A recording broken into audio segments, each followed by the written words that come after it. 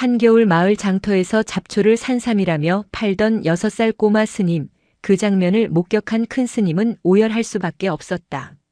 바람은 칼날이었다. 살가죽을 베어내는 듯한 산바람이 장터의 낡은 천막들을 짐승의 울음소리처럼 흔들어댔다. 해발 800고지, 눈이 녹지 않는 서운산 자락 아래 위치한 우곡 장터는 겨울이면 사람보다 동상 걸린 무들의 개수가 더 많은 척박한 곳이었다.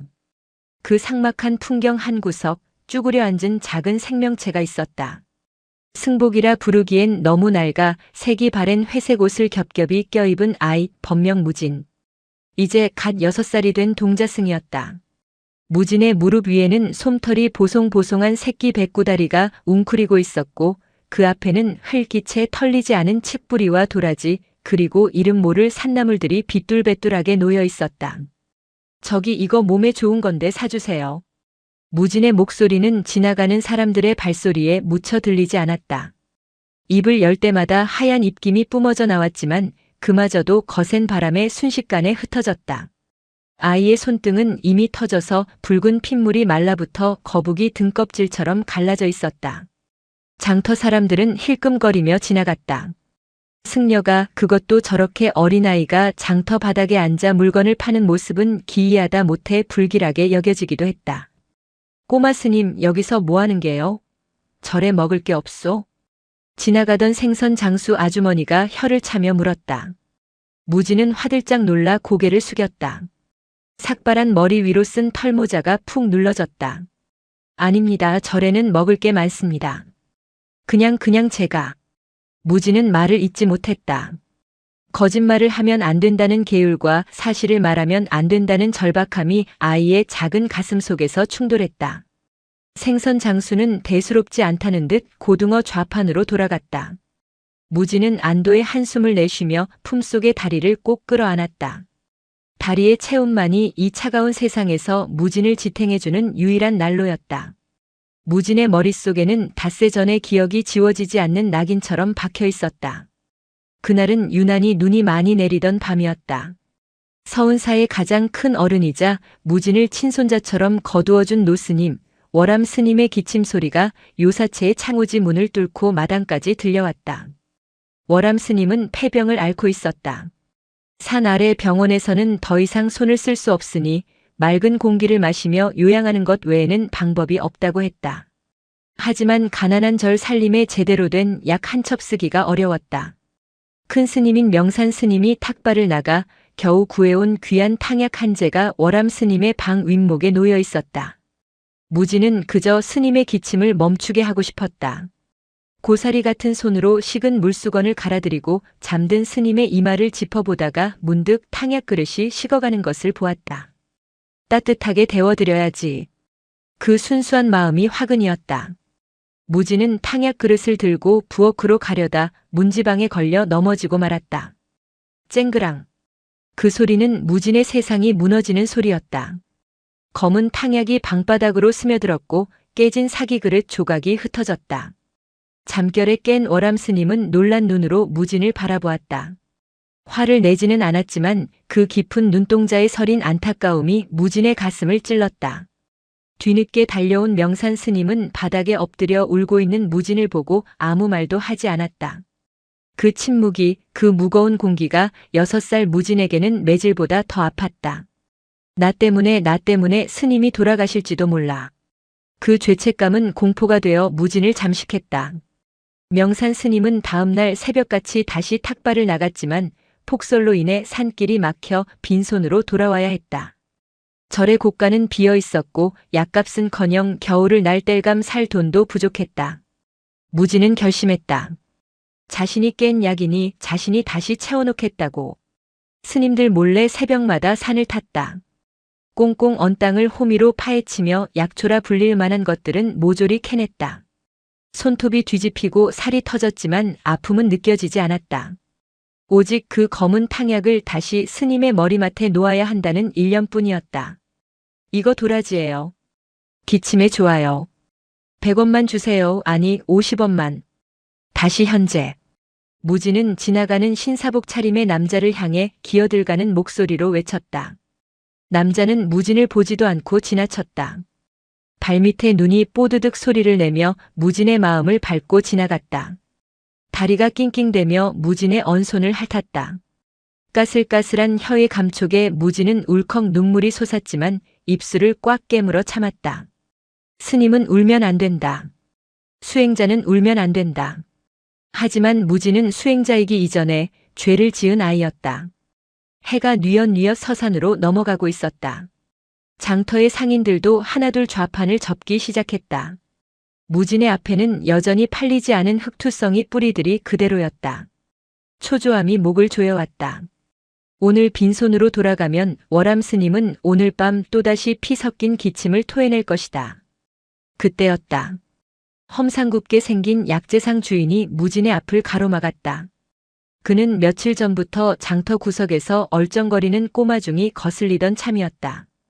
야, 꼬마. 너 이거 어디서 훔쳤냐? 남자의 거친 목소리에 무진의 어깨가 움찔했다. 훔치지 않았습니다. 제가 산에서 캤습니다. 웃기고 있네. 이 한겨울에 이 어린 놈이 서운산 깊은 골짜기를 들어갔다고. 거짓말도 정도껏 해야지. 어느 밭에서 서리한 거야? 당장 말 안 해? 약재상 주인은 무진의 앞에 놓인 칡뿌리를 발로 툭 찼다. 흙덩이가 튀어 무진의 얼굴에 맞았다. 다리가 주인 남자를 향해 앙칼지게 지저댔다. 이 똥강아지는 또 뭐야? 저리 안 꺼져? 남자가 손을 들어 올리자 무진은 반사적으로 다리를 감싸 안으며 웅크렸다. 때리지 마세요. 진짜 제가 캤어요. 스님 드릴 약 사야 해요. 무진의 절규 섞인 외침이 장터의 소음을 뚫고 울려 퍼졌다. 주변 사람들이 하나둘 걸음을 멈추고 웅성거렸다. 하지만 누구 하나 선뜻 나서서 도와주는 이는 없었다. 다들 자신들의 삶이 너무 팍팍했기 때문이다. 약재상 주인이 다시 한번 위협을 가하려던 찰나 누군가 그의 팔목을 낚아챘다. 약재상 주인의 팔을 잡은 것은 거친 털옷을 입은 낯선 노인이었다. 얼굴에 반이 수염으로 뒤덮인 그는 눈빛이 형형했다. 애한테 손찌검이라니 장사치 채면 다 구기겠소. 낮지만 위험 있는 목소리였다. 약재상 주인은 노인의 기세에 눌려 칫 하고 혀를 차며 물러났다. 노인은 무진 앞에 쭈그리고 앉았다. 그의 시선이 무진의 흑투성이 손과 품에 안긴 백구 그리고 바닥에 흩어진 약초들을 훑쳤다. 이걸 내가 다 캤다고? 네. 서운산 북쪽 골짜기 흙냄새가 나는구나. 거긴 멧돼지가 다니는 길목인데 겁도 없구나. 노인은 무진의 앞에 놓인 칡뿌리 하나를 집어들더니 흙을 털어내고 냄새를 맡았다. 그리고는 품에서 꼬깃꼬깃한 지폐 몇 장을 꺼냈다. 다 해서 5,000원 쳐주마. 그 정도면 약 한 첩값은 될 게다. 5,000원. 무진의 눈이 휘둥그레졌다. 장터에서 엿 바꿔먹는 아이들이 말하길 500원이면 큰돈이라 했다. 그런데 5,000원이라니. 무진은 떨리는 손으로 돈을 받았다. 감사합니다. 감사합니다, 어르신. 무진은 넙죽절을 했다. 노인은 별말 없이 약초를 거적대기에 쓸어 담고는 유유히 사라졌다. 무진은 심장이 터질 것만 같았다. 드디어 해냈다. 약을 살 수 있다.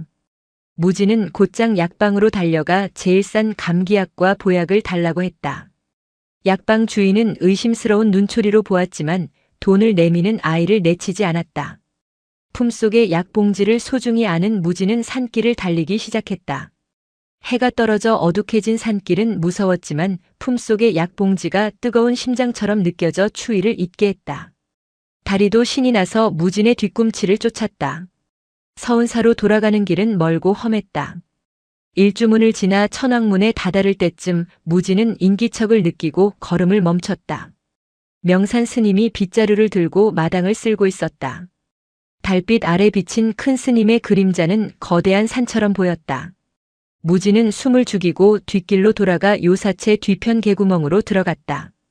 방에 들어서자 따뜻한 온기가 느껴졌다. 월암 스님은 곤히 잠들어 있었다. 앙상하게 마른 얼굴은 해골처럼 변해 있었고 색색거리는 숨소리는 금방이라도 끊어질 듯 위태로웠다. 무진은 숨을 죽이고 약봉지를 풀었다. 부엌으로 가서 몰래 물을 끓여 약을 다릴 생각이었다. 하지만 부엌에 들어서자마자 불이 켜지며 명산 스님의 목소리가 들려왔다. 무진아. 무진은 솥뚜껑을 떨어뜨릴 뻔했다. 명산 스님이 부엌 문 앞에 서 있었다.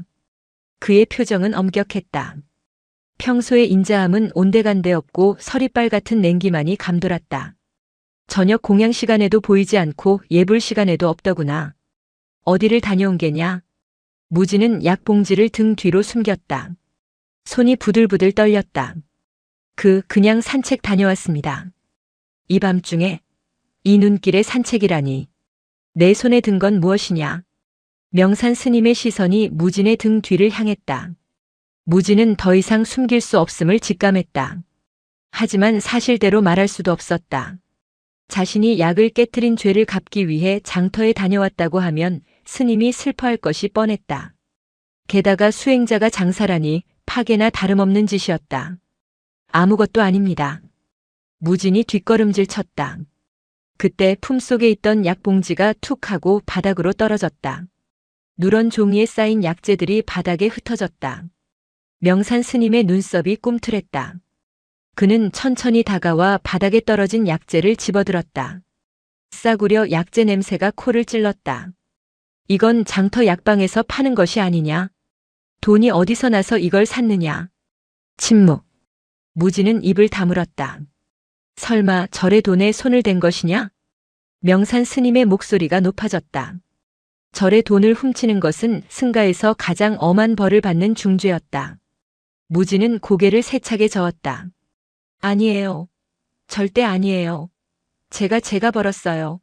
내가 어떻게 돈을 버느냐? 거짓말하지 마라. 바른대로 고하지 못할까?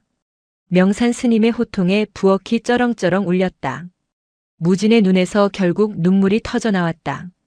약초를 팔았어요. 산에서 캔 약초를 장터에 가서 팔았어요. 뭐라? 수행자가 장사를 했다고? 명산 스님은 기가 막힌 듯 한동안 말을 잇지 못했다. 6살 아이가 이 엄동설안의 산을 타고 그 위험한 장터 바닥에 앉아 물건을 팔았다는 사실이 믿기지 않았다. 그러나 무진의 헐은 손과 얼룩진 승복이 그 모든 말이 사실임을 증명하고 있었다. 명산 스님의 마음속에서 분노와 연민, 그리고 알 수 없는 비참함이 소용돌이쳤다. 어른인 자신이 무능하여 병든 스승을 제대로 봉양하지 못하고 어린 제자가 저작거리로 나가게 만들었다는 자괴감이 가슴을 후벼 팠다. 그러나 그는 감정을 드러내지 않았다. 교육을 위해서라도 엄하게 다스려야 했다. 따라오거라. 명산 스님은 무진을 데리고 법당으로 향했다. 차가운 마룻바닥에 무진을 무릎 꿇렸다. 부처님 앞에서 내가 무엇을 잘못했는지 생각하거라. 내일 아침까지 이 자리를 떠나지 마라. 명산 스님은 매정하게 돌아섰다. 법당 문이 닫히고 무진은 어둠 속에 홀로 남겨졌다. 무릎이 시려왔지만 무진은 움직이지 않았다.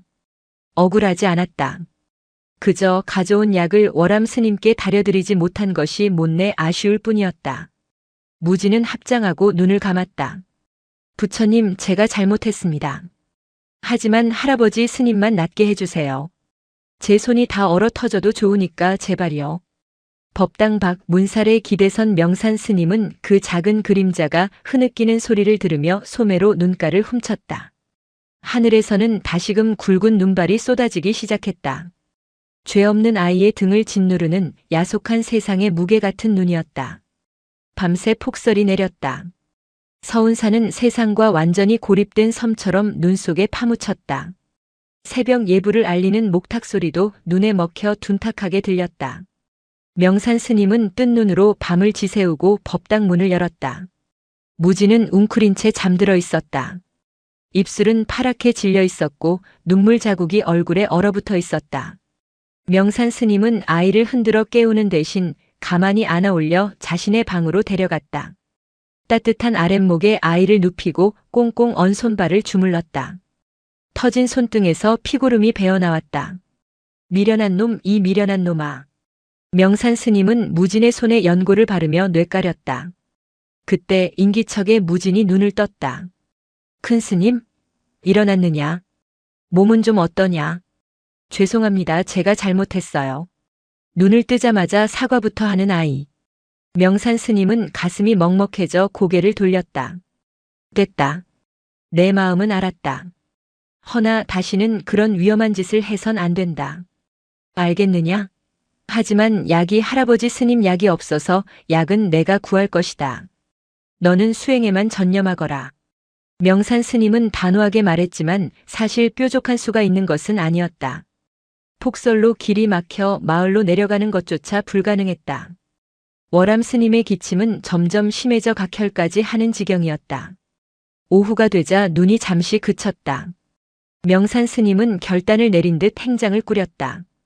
눈을 뚫고서라도 읍내 병원으로 가 의사를 모셔오거나 제대로 된 약을 구해올 생각이었다. 무지는 그런 큰 스님의 바짓가랑이를 잡았다. 저도 갈래요. 저도 같이 가요. 위험하다. 너는 저를 지키고 있거라. 싫어요. 제가 길을 알아요. 약초 팔 때 봤던 지름길이 있어요. 무진의 고집은 황소심줄 같았다. 결국 명산 스님은 한숨을 내쉬며 허락했다. 무진이 길을 안내한다면 조금이라도 시간을 단축할 수 있을지도 모른다는 기대감도 있었다. 두 사람은 눈이 허리까지 쌓인 산길을 헤쳐나갔다. 다리도 낑낑거리며 그 뒤를 따랐다. 무진이 말한 지름길은 짐승이나 다닐 법한 험한 비탈길이었다. 여기만 넘으면 바로 장터 입구예요. 무진이 앞장서며 외쳤다. 그러나 눈 덮인 산은 어린아이의 기억과는 달랐다. 눈 속에 가려진 구덩이를 밟은 무진이 비명을 지르며 미끄러졌다. 무진아. 명산 스님이 몸을 날려 무진을 낚아챘다. 다행히 낭떠러지로 떨어지는 것은 면했지만 그 과정에서 명산 스님의 발목이 바위 틈에 끼어 꺾이고 말았다. 외마디 비명과 함께 명산 스님이 주저앉았다. 식은 땀이 비오듯 흘러내렸다. 발목이 퉁퉁 부어오르기 시작했다. 큰 스님, 괜찮으세요? 괜찮다. 조금 삐끗한 것뿐이다. 하지만 일어설 수가 없었다. 억지로 한 걸음을 때려다 다시 쓰러졌다. 해는 저물어가고 기온은 급격히 떨어지고 있었다. 이대로 산속에 고립되면 동사할 수도 있는 절체절명의 위기였다. 명산 스님은 절망적인 눈으로 하늘을 올려다보았다. 자신이 무리하게 아이를 데리고 나온 탓이었다. 무진아, 너라도 먼저 내려가거라. 가서 사람들을 불러와. 싫어요. 혼자 안 가요. 같이 가야 해요. 무진은 울먹이며 고개를 저었다. 그때 어디선가 다리가 맹렬하게 짖기 시작했다. 짖는 소리는 산 아래쪽을 향하고 있었다. 그리고 희미하게 인기척이 느껴졌다. 거기 누구 있소? 걸걸한 목소리. 어제 장터에서 무진을 구해줬던 그 털옷 입은 노인이었다. 노인은 커다란 지게에 땔감을 가득 싣고 눈길을 오르고 있었다. 어르신. 무진이 반가움에 소리쳤다. 노인은 놀란 듯 다가와 쓰러진 명산 스님과 무진을 번갈아 보았다. 아니, 이 눈길에 웬 중들이 어라. 어제 그 꼬마 녀석 아니냐? 살려주세요. 큰 스님이 다치셨어요. 노인은 지체 없이 지게에 땔감을 쏟아버렸다. 그리고 능숙한 솜씨로 명산 스님을 부축해 지게 위에 앉혔다. 꽉 잡으슈. 내려가는 길은 내 손바닥 아니니. 노인의 도움으로 그들은 무사히 산을 내려와 장터 어귀의 허름한 오두막에 도착했다. 노인의 집이었다. 따뜻한 구들장에 몸을 녹이자 그제야 살 것 같았다. 노인은 명산 스님의 발목에 찜질을 해주고 무진에게는 따뜻한 꿀물을 타주었다. 명산 스님은 고마움과 부끄러움에 고개를 들 수 없었다. 은혜를 입었습니다. 이 은혜를 어찌 갚아야 할지 갚긴 뭘 갚소. 중생 구제가 스님들 일이라지만 사람 살리는 건 우리 같은 산사람들도 하는 일이요. 노인은 껄껄 웃으며 담뱃대 먼지를 털었다. 그러다 문득 무진을 바라보며 말했다. 근데 이 꼬맹이 아주 효자더구먼. 어제 캔 약초가 실은 별 볼 일 없는 잡초였는데 내가 그 마음이 갸륵해서 사준 거요. 그 추운 날 언손으로 흙 파는 꼴을 보니 내 손주 생각도 나고 해서. 명산 스님의 눈이 커졌다. 잡초였다니. 무진이 캐온 것이 약초가 아니었음을, 그리고 이 노인이 그저 아이의 마음을 사주었음을 이제야 알게 된 것이다. 명산 스님은 무진을 바라보았다. 아이는 꿀물을 호호 불며 마시고 있었다. 그 작은 몸으로 아무것도 모른 채 그저 살리겠다는 일념 하나로 헛고생을 했다. 하지만 그 헛고생이, 그 무모한 사랑이 결국 오늘 명산 스님과 무진을 살린 인연이 되어 돌아온 것이다. 명산 스님의 눈가에 뜨거운 것이 차올랐다. 그는 아픈 다리를 질질 끌어 무진에게 다가갔다.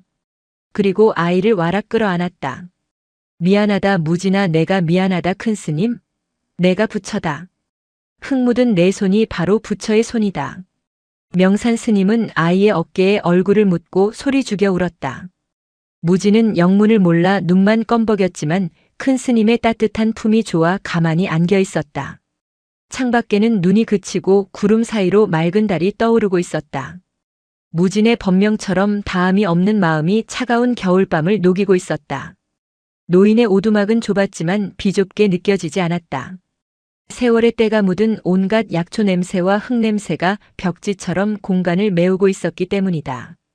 방 한구석에는 말린 곰 가죽과 오래된 사냥터 지도가 걸려 있었다.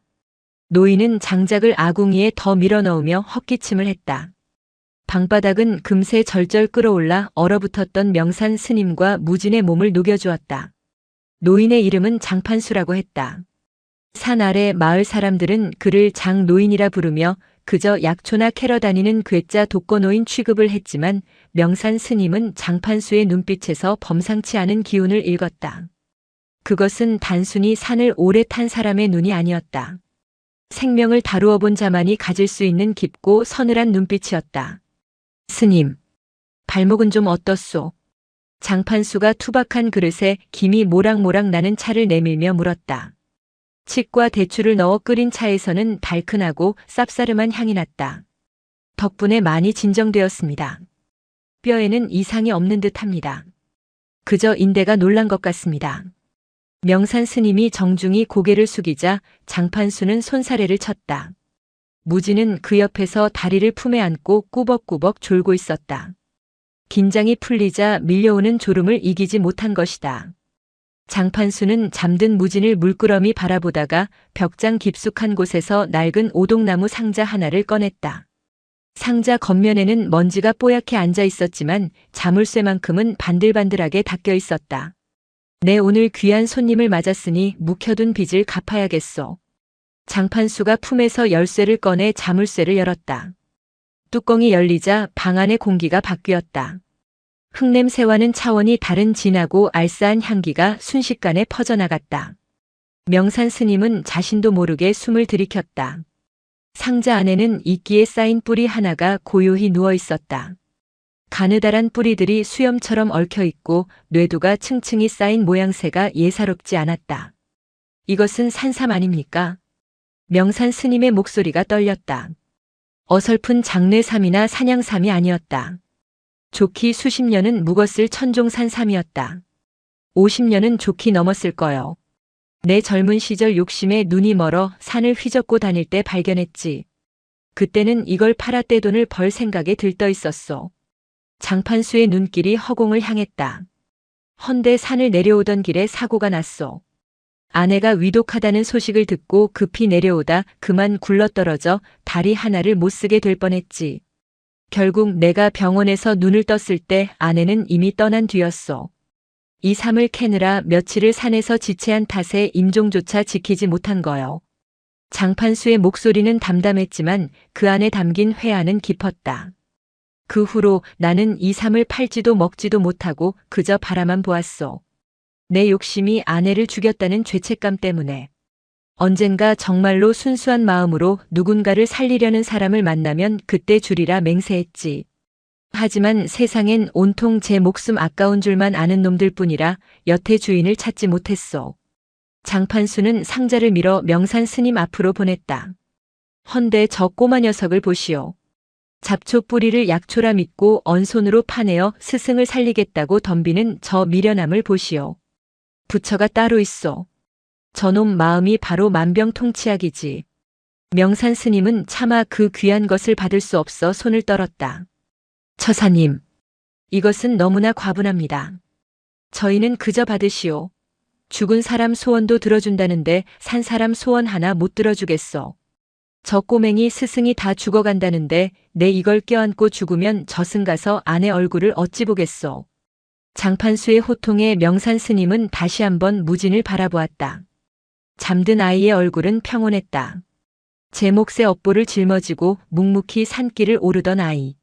명산 스님은 두 손을 모아 합장하고 장판수에게 깊이 절을 올렸다. 이 귀한 마음 헛되이 쓰지 않겠습니다. 서은사의 모든 불보살님께 처사님의 건강과 평안을 빌겠습니다.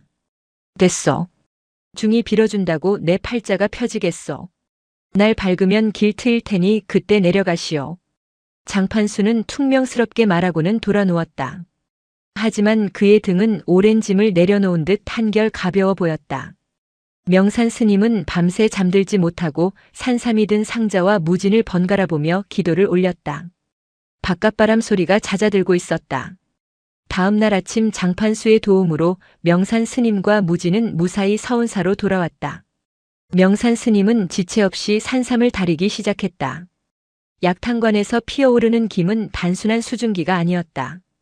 그것은 무진의 효심과 장판수의 참회 그리고 명산 스님의 간절함이 응축된 생명의 기운이었다.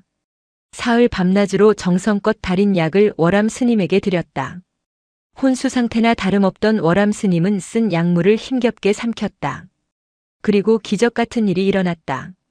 일주일이 지나자 끓는 듯하던 기침 소리가 잦아들었고 보름이 지나자 월암 스님의 얼굴에 혈색이 돌기 시작했다. 겨울이 끝나고 산자락에 연두색 새순이 돋아날 무렵 월암 스님은 지팡이를 짚고 마당으로 나올 수 있을 정도로 회복되었다. 무진아, 내가 나를 살렸구나. 월암 스님이 햇살 아래서 무진의 머리를 쓰다듬으며 말했다. 무진은 부끄러워 어쩔 줄 몰라 하며 다리 뒤로 숨었다. 아니에요. 할아버지 스님. 장판수 할아버지랑 큰 스님이 살리신 거예요. 저는 그냥 아니다. 내 마음이 하늘을 움직인 게야. 서운사에는 다시 평화가 찾아왔다. 명산 스님은 겨우내 밀린 사찰 보수 공사를 시작했고 무진은 더욱 열심히 불경을 외고 마당을 쓸었다. 다리는 어느새 훌쩍 자라 제법 의젓한 진돗개의 태를 갖추기 시작했다. 하지만 세상에 비밀은 없었다. 장터에서 무진이 겪었던 일과 장판수가 50년 묵은 산삼을 내놓았다는 이야기는 꼬리에 꼬리를 물고 퍼져나갔다. 처음에는 효심 깊은 동자승 이야기로 미담처럼 돌았지만 사람들의 입을 거치며 이야기는 점점 살이 붙고 왜곡되었다. 서운사 터가 명당이라더라. 그 절에 있는 동자승이 신통력이 있어서 죽어가던 노승을 살려냈다더라. 그 절 뒤편에 산삼밭이 숨겨져 있다더라. 봄바람을 타고 올라온 것은 꽃향기만이 아니었다. 욕망의 냄새를 맡은 이들이 하나둘 서운사를 기웃거리기 시작했다. 처음에는 단순히 기도를 하러 온 신도들이 늘어난 줄 알았다. 그러나 그들의 눈빛은 부처님을 향해 있지 않았다. 그들은 요사체 뒤편을 흘끔거리고 텃밭에 흙을 발로 차보며 무진을 신기한 구경거리처럼 쳐다보았다. 명산 스님은 본능적으로 불안함을 느꼈다. 고요해야 할 수행처가 장터처럼 시끄러워지고 있었다. 그는 법당 문을 걸어 잠그고 외부인의 출입을 통제하려 했으나 소용없었다. 어느 날 오후 고급 승용차 한 대가 덜컹거리는 비포장 산길을 뚫고 일주문 앞까지 올라왔다. 흙먼지를 뒤집어 쓴 검은 세단에서는 기름진 얼굴의 중년 사내가 내렸다. 그의 뒤로는 서류 가방을 든 비서와 덩치 큰 수행원들이 따랐다. 여기가 그 용하다는 절입니까? 사내는 선글라스를 벗으며 거만하게 주위를 둘러보았다. 명산 스님은 빗자루를 멈추고 그들을 가로막았다. 누구십니까? 이곳은 수행하는 도량입니다. 함부로 차를 끌고 들어올 수 없습니다. 아이고 스님. 인사가 늦었습니다. 저는 서울에서 건설업을 하는 강태식이라고 합니다. 강성건설 대표지요. 강태식은 명함을 내밀었다. 명산 스님은 명함을 받지 않고 그를 뚫어지게 쳐다보았다. 강태식은 머쓱한 듯 손을 거두며 비릿한 미소를 지었다. 다름이 아니라 제가 불심이 좀 깊습니다. 소문을 듣자 하니 이 절의 재정이 어렵고 건물도 낡았다기에 제가 시주를 좀 크게 할까 해서 왔습니다.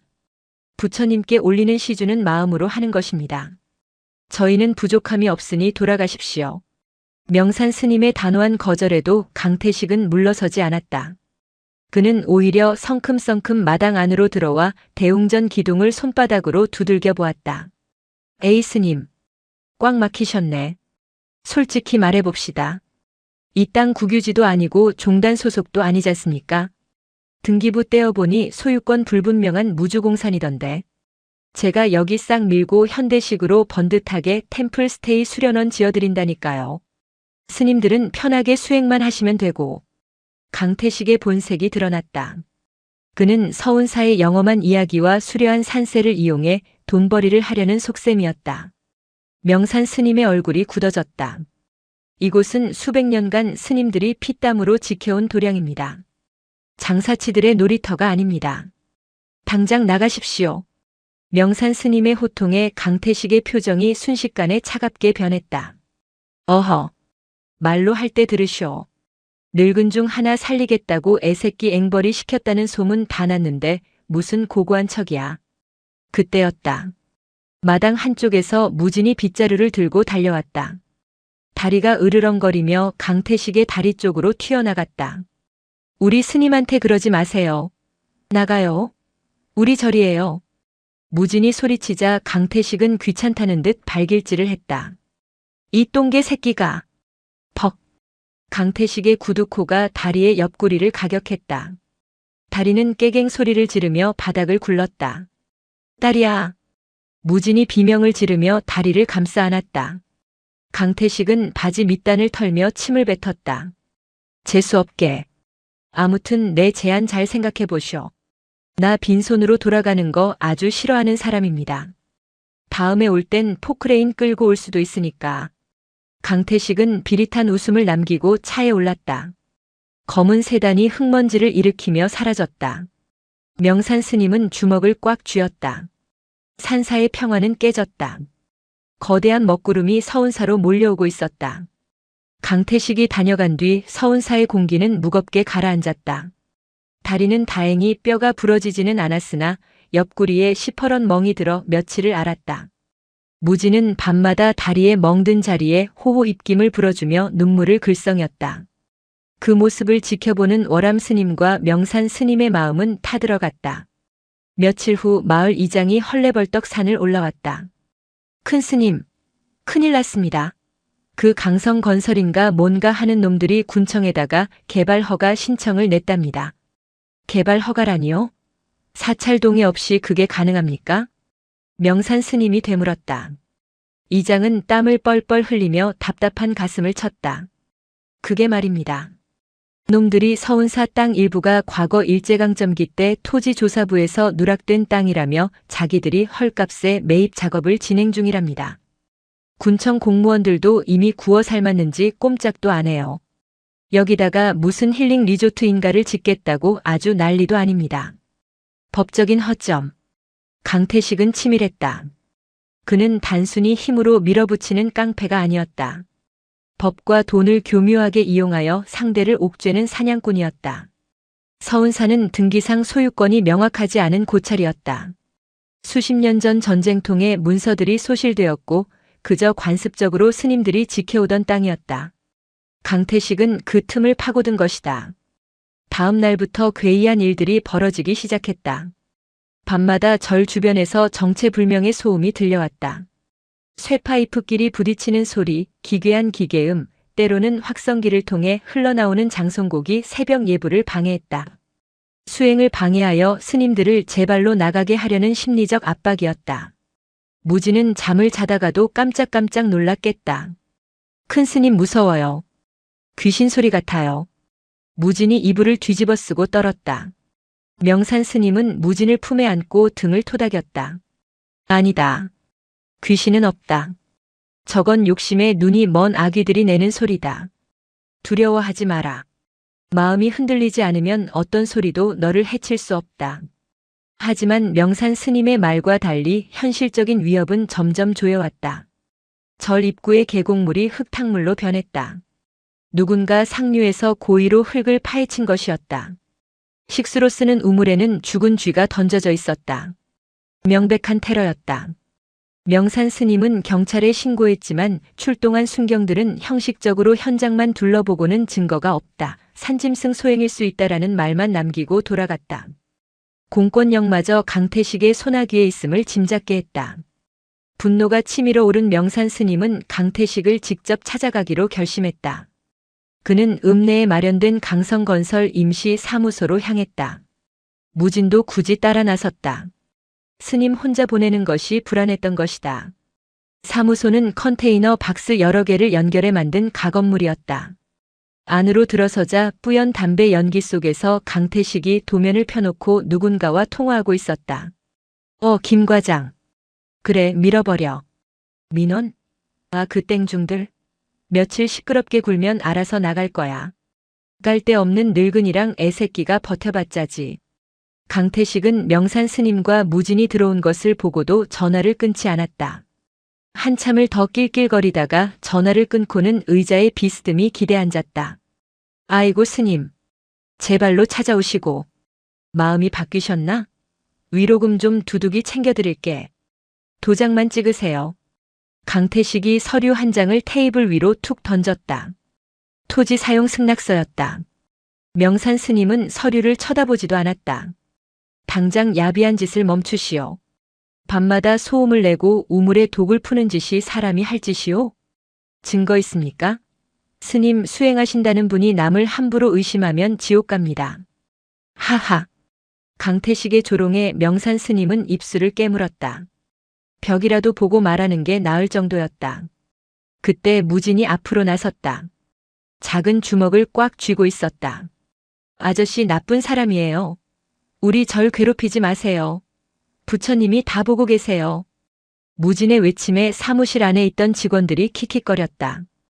강태식은 자리에서 일어나 무진 앞으로 다가왔다. 거대한 그림자가 무진을 덮쳤다. 꼬마야. 부처? 야, 부처가 어디 있냐? 있으면 나오라 그래. 내 돈 앞에서는 부처도 줄 선다. 너 이 절에서 평생 살고 싶지? 그럼 내가 스님 설득해. 이 땅 내놓으라고. 안 그러면. 강태식은 무진의 귀에 대고 나지막이 속삭였다. 그 하얀 개새끼 다음번엔 가죽이 벗겨질 수도 있어. 무진의 눈동자가 공포로 흔들렸다. 강태식은 아이의 공포를 즐기듯 비열하게 웃었다. 명산 스님은 무진을 자신의 등 뒤로 숨기며 강태식을 노려보았다. 그 입 다물지 못하겠소. 아이에게 무슨 망발이오. 선택하세요, 스님. 법대로 가도 내가 이기고 주먹대로 가도 내가 이깁니다. 시간 끌수록 피 보는 건 그쪽입니다. 명산 스님은 무진의 손을 잡고 사무소를 나왔다. 등 뒤에서 들려오는 강태식의 웃음소리가 뱀처럼 스멀거렸다. 돌아오는 버스 안에서 무진은 한마디도 하지 않았다. 창밖을 바라보는 아이의 눈에 처음으로 깊은 그늘이 드리워졌다. 그것은 세상의 아기를 처음 마주한 순수가 겪는 성장통이었다. 하지만 강태식은 한 가지를 간과하고 있었다. 그가 건드린 것은 힘없는 늙은 중과 어린아이가 아니라 산 전체가 품고 있는 인연의 힘이라는 것을. 그리고 그 인연의 중심에 과거 그가 짓밟았던 누군가가 연결되어 있다는 사실을 그는 꿈에도 모르고 있었다. 서운사의 아침은 더 이상 평온하지 않았다. 새벽 4시 예불 시간이 되면 어김없이 산 아래 공사 현장에서 쏘아 올리는 고성방가와 기계음이 도량의 정적을 찢어놓았다. 월암 스님은 불편한 몸을 이끌고 법당에 앉아 흔들림 없이 목탁을 두드렸지만 그 소리는 굉음에 묻혀 허공으로 흩어졌다. 그날 오후 배낭 하나를 맨 젊은 여자가 일주문을 넘어들어왔다. 화장기 없는 창백한 얼굴에 지친 기색이 역력한 그녀의 이름은 한수연. 서울의 대형 로펌에서 잘나가는 변호사였으나 승소유를 위해 양심을 파는 생활에 염증을 느껴 사직서를 내고 무작정 발길 닿는 곳으로 떠나온 참이었다. 수연은 경내에 들어서자마자 미간을 찌푸렸다. 산사의 고즈넉함을 기대했으나 귀를 찌르는 소음과 곳곳에 걸린 철거 반대 현수막이 그녀를 맞이했기 때문이다. 저기 여기가 템플스테이를 하는 곳인가요? 수연이 마당을 쓸고 있던 무진에게 물었다. 무진은 낯선 사람을 경계하는 눈치였다. 지난번 강태식 일당이 다녀간 후로 무진은 외부인만 보면 다리에 목줄을 꽉 잡는 버릇이 생겼다. 지금은 손님을 받지 않습니다. 돌아가세요. 무진의 단호한 거절에 수연은 당황했다. 그때 요사채 문을 열고 나온 명산 스님이 그들을 발견했다. 먼 길 오신 듯한데 차나 한잔하고 가시지요. 다만 묵어가기는 어렵습니다. 보시다시피 사정이 좋지 않아서. 명산 스님은 수연을 툇마루로 안내했다. 차를 마시는 동안에도 산 아래에서는 쿵쿵거리며 땅을 울리는 소리가 들려왔다. 수연은 찻잔을 내려놓으며 물었다. 재개발 분쟁 중이신가 봅니다. 분쟁이라기보다는 일방적인 침략이지요. 명산 스님은 씁쓸하게 웃으며 자초지종을 털어놓았다. 소유권이 불분명한 틈을 타 건설사가 밀고 들어온다는 이야기, 온갖 불법적인 회유와 협박이 오간다는 이야기를 들으며 수연의 눈매가 날카로워졌다. 그녀는 직업병처럼 상황을 법적으로 분석하기 시작했다. 토지 대장이나 등기부등본은 확인해 보셨나요? 점유취득 시효라는 게 있어서 20년 이상 평온하고 공연하게 점유했다면 소유권을 주장할 수 있습니다. 저희 같은 산중 승려들이 그런 법을 어찌 알겠습니까? 그저 100년 넘게 스님들이 살아오신 땅이니 우리 땅이려니 했을 뿐이지요. 그때 마당에서 무진의 비명과 다리에 짖는 소리가 들려왔다. 안 돼요. 이거 우리 나무란 말이에요. 명산 스님과 수연이 뛰쳐나가 보니 험상궂게 생긴 인부 2명이 전기톱을 들고 절 입구에 오래된 느티나무 가지를 자르려 하고 있었다. 무진이 나무를 껴안고 매달려 있었다. 비켜라 꼬마야. 이 나무가 도로 내는데 방해된다고. 이건 할아버지 스님이 심은 나무예요. 자르면 안 돼요. 인부 하나가 무진을 거칠게 잡아 떼어내려 했다. 수연이 빠르게 다가가 인부의 앞을 막아섰다. 당장 그만두세요. 지금 사유지 무단 침입에 기물 파손하려는 겁니까? 뭐야 넌? 남의 공사에 참견 말고 갈 길 가시지. 저는 변호사입니다. 지금 당신들 행위 동영상으로 다 체증했고 경찰 부르겠습니다. 강성건설 강태식 사장이 시켰나요? 업무방해 및 특수협박으로 고소장 접수해 드릴까요? 수연이 휴대폰을 들어 보이며 또박또박 쏘아붙이자 변호사라는 말에 인부들이 멈칫했다. 그들은 씩씩거리며 전기톱을 끄고 물러갔다. 재수없게 어디서 법쟁이가 굴러들어와서 두고 보자고. 인부들이 사라지자 무진은 다리가 풀린 듯 주저앉았다. 나무 껍질을 껴안고 우는 아이의 등은 작고 처량했다. 수연은 그 모습을 보며 가슴 한구석에서 뜨거운 것이 치밀어 오름을 느꼈다. 서울에서는 수임료가 입금되지 않으면 절대 움직이지 않던 그녀였다. 정의감 같은 건 신입 시절에 이미 쓰레기통에 버렸다고 생각했다. 하지만 이 산골의 작은 절 고사리 같은 손으로 나무를 지키려는 아이를 본 순간 그녀의 죽어있던 양심이 꿈틀거렸다. 스님, 저 며칠만 여기서 묵게 해주세요. 밥값은 이 사건 해결하는 걸로 대신하겠습니다. 수연의 눈빛은 더 이상 지쳐있지 않았다. 그것은 싸움을 앞둔 전사의 눈빛이었다. 수연은 요사채 방 한 칸을 빌려 임시 사무실을 차렸다. 그녀는 군청과 등기소를 오가며 서운사 땅에 관련된 모든 서류를 뒤지기 시작했다. 상황은 생각보다 심각했다. 강태식은 이미 오래전부터 작업을 해왔는지 서운사 부지 중 알짜배기 땅들을 유령 회사를 통해 사들인 상태였다. 교묘한 놈들이네. 저리 앉은 자리만 쏙 빼놓고 진입로와 주변 임야를 다 매입했어. 이렇게 되면 절은 고립된 섬이 돼버려. 수연은 머리를 감싸쥐었다. 법적으로 강태식의 공사를 막을 명분이 부족했다. 진입로를 막아버리면 서운사는 말라 죽을 수밖에 없는 구조였다. 그 시각 무진은 산을 돌아다니며 상처 입은 나무들에게 흙을 발라주고 있었다. 강태식의 부하들이 밤새 갉아놓은 나무 껍질, 오물을 투척해 썩어가는 계곡물. 무진에게 자연은 단순한 풍경이 아니라 함께 살아가는 친구이자 부처님의 몸이었다. 미안해 많이 아프지 호. 무진은 껍질이 벗겨진 소나무에 자신의 낡은 목도리를 풀어 감아주었다. 다리도 옆에서 낑낑거렸다. 그때 숲속에서 부스럭거리는 소리가 들렸다. 무진이 고개를 돌리자 허리가 굽은 할머니 한 분이 지팡이를 짚고 서 있었다. 할머니? 장터 한 구석에서 나무를 팔던 그 할머니였다. 늘 말없이 구석에 앉아있던 분이라 이름도 몰랐다. 할머니는 무진이 나무를 치료하는 모습을 물끄러미 바라보았다. 나무가 아프다고 우는 소리가 들려서 와봤더니 어린 중이 보살이구먼. 할머니의 목소리는 쇠가 긁히는 듯 탁했지만 묘한 울림이 있었다. 할머니, 여기 위험해요. 나쁜 아저씨들이 와서 막 나무도 자르고 그래요. 안다. 산이 앓는 소리를 내가 왜 모르겠나. 할머니는 품에서 주먹만한 주머니 하나를 꺼내 무진에게 내밀었다. 낡은 무명천으로 만든 주머니에서는 은은한 쑥 냄새가 났다. 이걸 지니고 있어라. 내 마음이 고와서 주는 거다. 이게 뭐예요? 부적 같은 게야. 사람이 감당 못할 일이 생기면 그때 열어보거라. 하지만 명심해라. 욕심으로 열면 돌이 될 것이고 마음을 비우고 열면 길이 될 것이다. 알 수 없는 말을 남기고 할머니는 안개처럼 숲속으로 사라졌다. 무진은 주머니를 만지작거렸다. 안에는 딱딱하고 네모난 무언가가 들어있었다.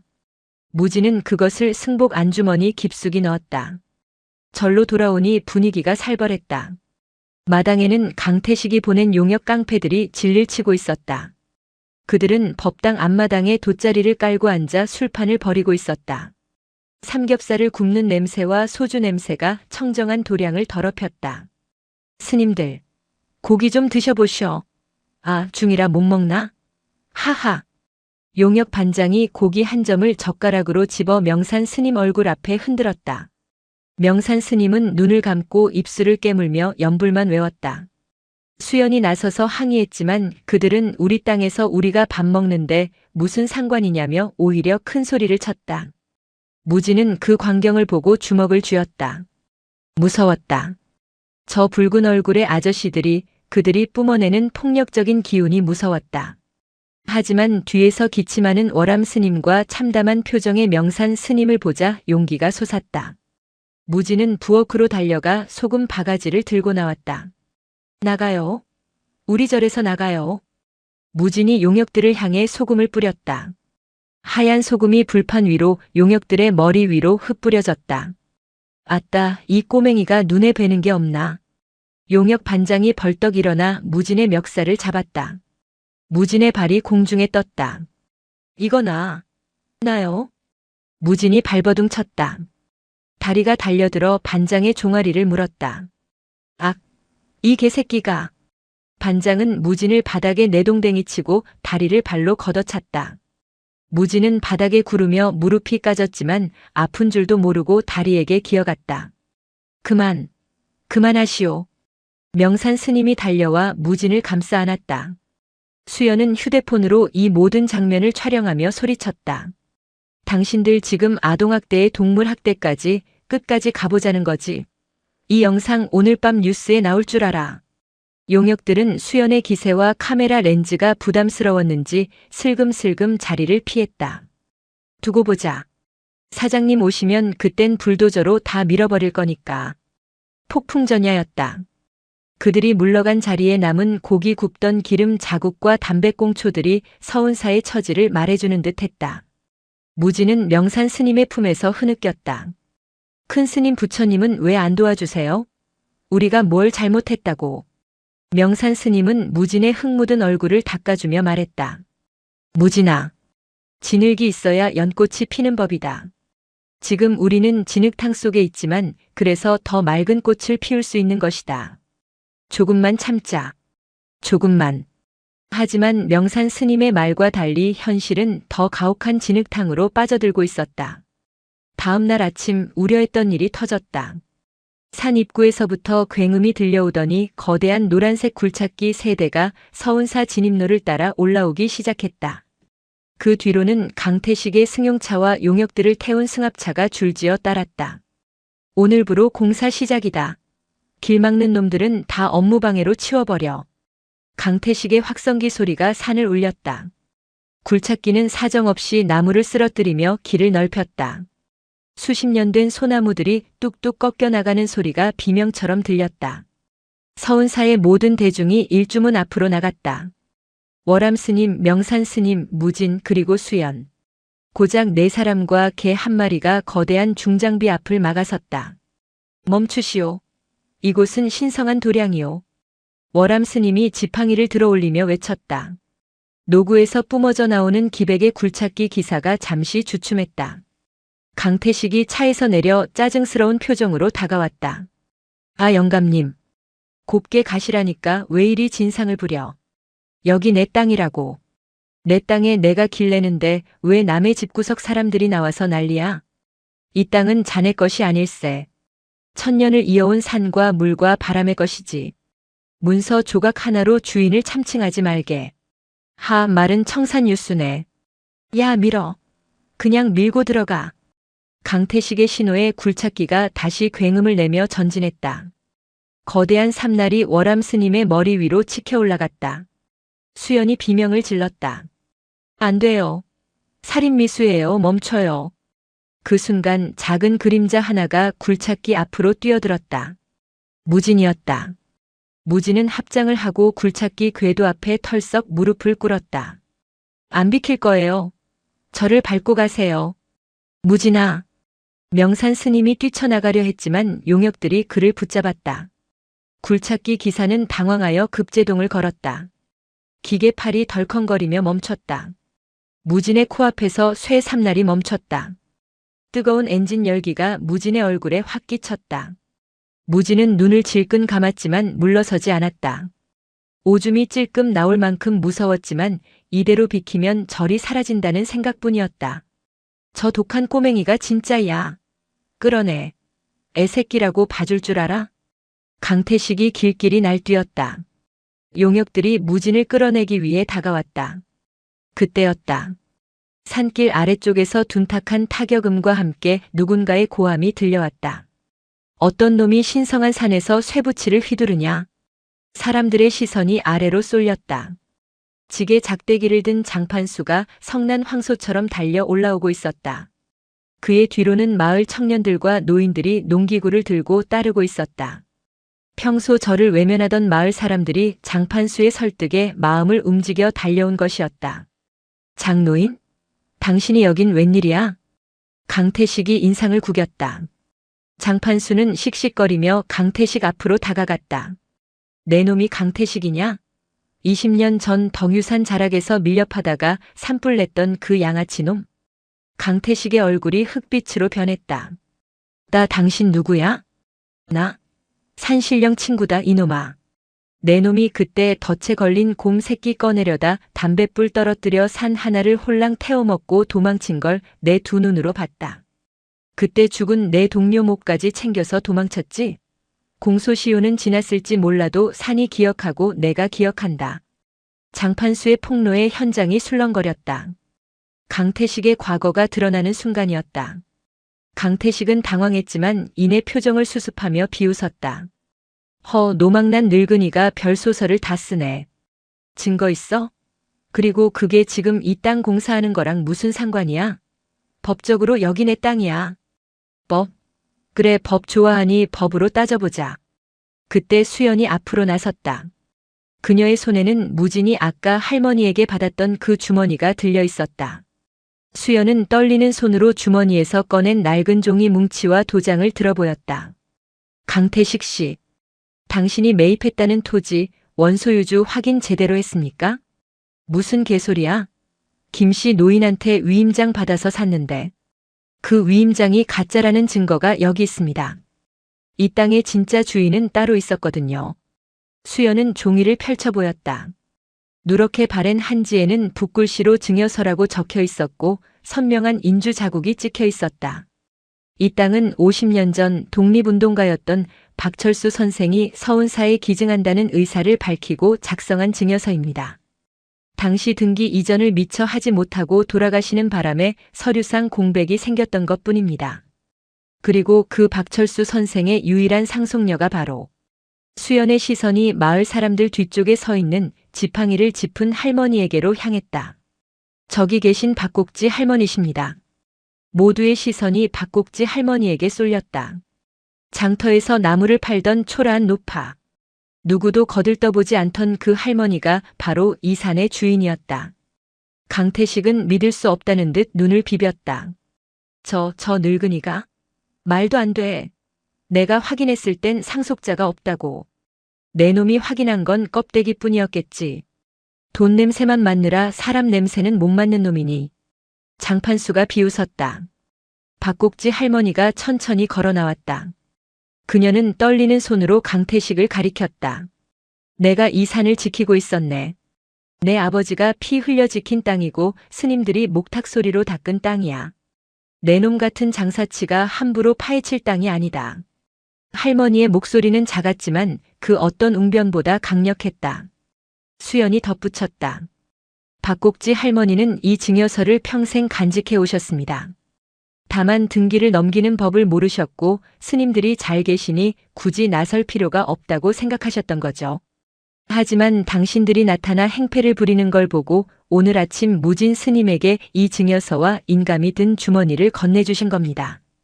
강태식은 궁지에 몰렸다.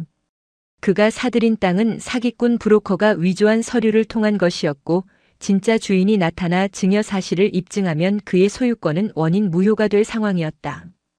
이 말도 안 돼. 다 조작이야. 늙은이들이 짜고 치는 고스톱이라고. 강태식은 이성을 잃고 굴착기 기사에게 소리쳤다. 뭐해? 밀어버려.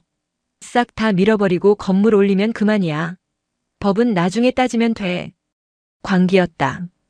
돈에 미친 자의 추악한 발악이었다. 굴착기 기사는 머뭇거렸다. 수십 명의 마을 사람과 변호사 그리고 스님들이 맡고 있는 상황에서 밀고 들어가는 건 살인 행위나 다름없었다. 못하겠으면 내려. 내가 한다. 강태식이 굴착기 운전석으로 기어 올라가려 했다. 그때였다. 무진이 강태식의 바짓가랑이를 잡았다. 아저씨, 이러지 마세요. 벌 받아요. 나중에 지옥 가서 어쩌려고 그래요? 이거 안 나? 지옥? 내가 사는 여기가 지옥이다. 강태식이 무진을 걷어찼다. 무진은 흙바닥에 나뒹굴었다. 이마가 찢어져 피가 흘렀다. 무진아. 명산 스님이 울부짖으며 달려들었다. 강태식은 명산 스님마저 밀치고 운전석에 올라탔다. 엔진이 굉음을 내며 다시 돌아갔다. 굴착기 삼날이 높이 들렸다가 허공을 가르며 내려오려던 찰나. 우르르르 마이너스 쾅. 천둥 같은 소리가 산을 뒤흔들었다. 사람들의 비명이 터져나왔다. 굴착기가 서 있던 집안이 무너져 내린 것이다. 며칠 전 강태식의 지시로 무리하게 계곡 쪽 흙을 파냈던 곳이었다. 장마철도 아닌데 잦은 진동과 집안 약화로 인해 산사태가 발생한 것이다. 으악! 강태식이 탄 굴착기가 비탈 아래 계곡으로 기울어지며 굴러떨어졌다. 흙더미와 바위가 그 뒤를 덮쳤다. 순식간에 벌어진 일이었다. 굉음과 먼지가 가라앉자 산은 다시 고요해졌다. 사람들은 얼어붙었다. 인과응보. 그 말이 눈앞에서 현실이 된 순간이었다. 계곡 아래 처박힌 굴착기에서는 희미한 신음만이 들려왔다. 용역들은 겁에 질려 도망치기 바빴다. 마을 사람들이 웅성거리며 사고 현장으로 다가갔다. 명산 스님은 피 흘리는 무진을 안고 멍하니 계곡을 내려다보았다. 살려줘. 흙더미 속에서 강태식의 손이 삐져나와 허공을 허우적거리고 있었다. 아무도 선뜻 나서지 않았다. 그가 저지른 악행을 생각하면 당연한 일이었다. 장판수가 침을 퇴뱉으며 말했다.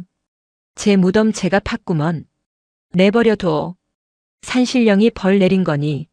하지만 그때 무진이 명산 스님의 품에서 벗어나 비틀거리며 일어났다. 피가 눈을 가려 앞이 잘 보이지 않았지만 아이는 비탈길을 향해 걸음을 옮겼다. 무진아, 어딜 가느냐? 구해야 해요. 저놈은 우리를 죽이려던 놈이다. 저를 뺏으려던 악귀야. 명산 스님이 소리쳤다. 하지만 무진은 고개를 저었다. 아까 할아버지 스님이 그러셨잖아요. 아픈 사람은 내 탓이 아니라고 하지만 남을 살리려는 마음은 귀하다고. 무진은 일부에서 큰 스님이 해주었던 그 말을 기억하고 있었다. 비록 악인이라 할지라도 눈앞에서 죽어가는 생명을 외면하는 것은 부처님의 제자가 할 일이 아니었다. 무진은 아픈 다리를 이끌고 비탈을 내려갔다. 그 모습을 본 명산 스님은 쇠망치로 머리를 맞은 듯한 충격을 받았다. 수행을 평생 해온 자신보다 고작 6살 배기 아이가 더 부처에 가까웠다. 명산 스님은 눈물을 훔치고 무진의 뒤를 따랐다. 가자. 사람부터 살리고 보자. 장판수도 수연도 그리고 마을 사람들도 하나둘 비탈을 내려가기 시작했다. 눈 속의 매미는 울지 않지만 그 침묵 속에 생명을 향한 뜨거운 열기를 품고 있듯 서운사의 사람들은 증오를 넘어선 자비를 행하기 위해 진흙탕 속으로 걸어 들어갔다. 산사태가 휩쓸고 간 계곡은 아수라장이었다. 지식여진 흙냄새와 터져나온 기름냄새가 진동했다. 거대한 굴착기는 마치 죽은 짐승처럼 계곡 바위 틈에 처박혀 있었고 그 운전석은 찌그러져 형체를 알아보기 힘들었다. 아저씨, 제 말 들려요? 아저씨. 무진은 피가 흐르는 이마를 소매로 훔치며 찌그러진 문틈으로 소리쳤다. 안에서는 신음조차 희미했다. 강태식의 하반신이 조종석 계기판과 밀려들어온 바위 사이에 끼어 있었다. 비켜라 무진아. 위험하다. 뒤따라 내려온 장판수가 무진을 뒤로 잡아 끌었다. 2차 붕괴가 일어날 수 있는 위험한 상황이었다. 하지만 장판수 역시 멈추지 않았다.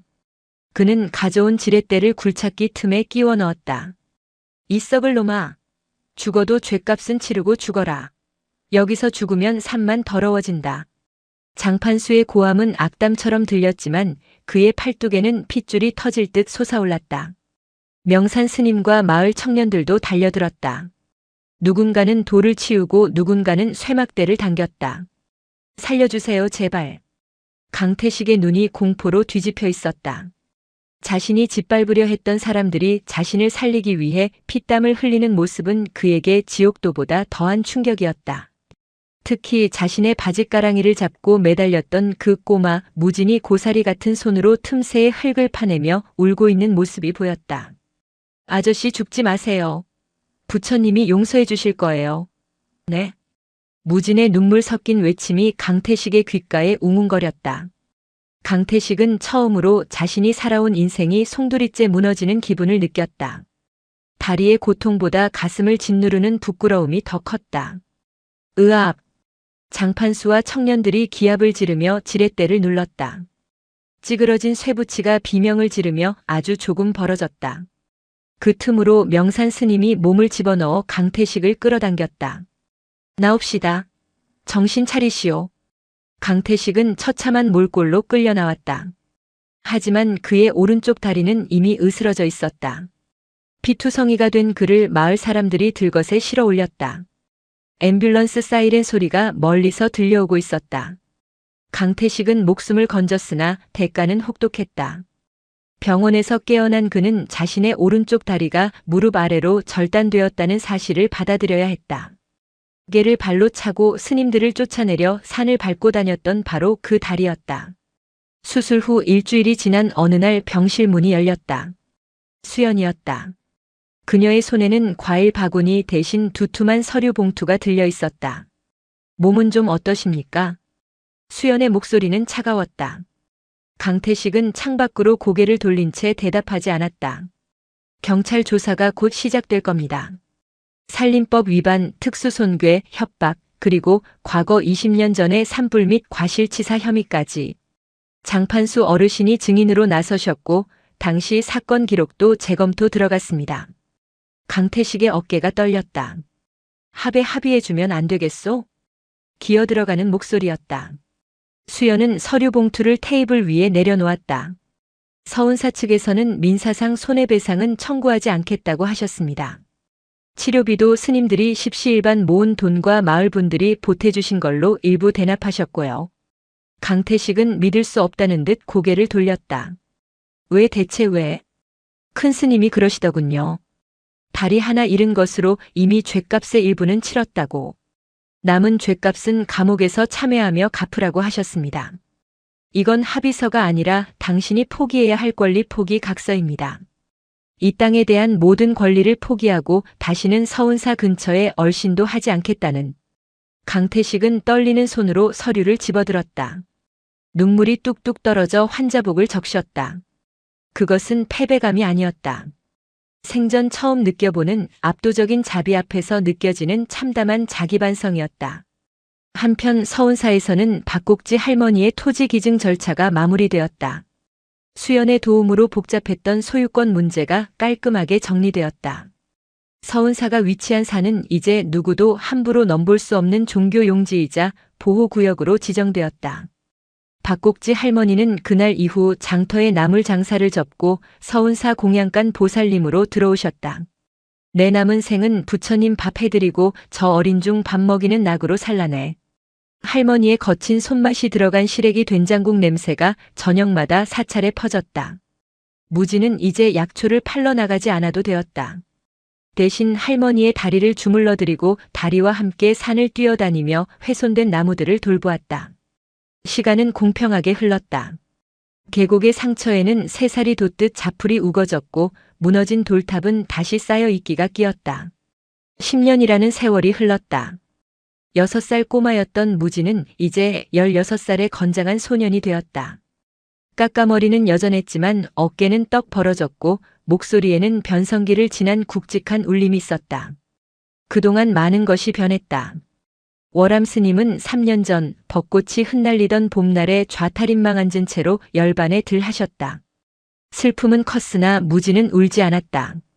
할아버지 스님이 마지막 순간에 보여준 그 평온한 미소를 기억하기 때문이었다.